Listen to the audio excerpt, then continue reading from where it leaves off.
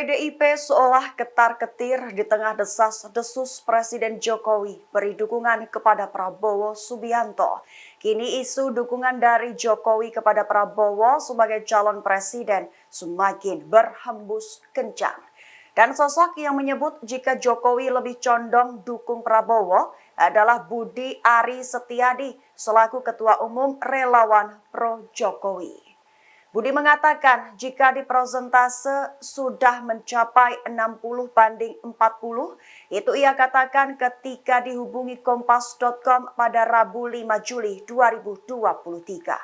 Lanjut Budi, saking dekatnya Jokowi bahkan ikut mempertimbangkan sejumlah nama bakal calon wakil presiden untuk Prabowo. Beberapa nama itu mulai dari Menteri Kabinet Indonesia Maju hingga kepala daerah.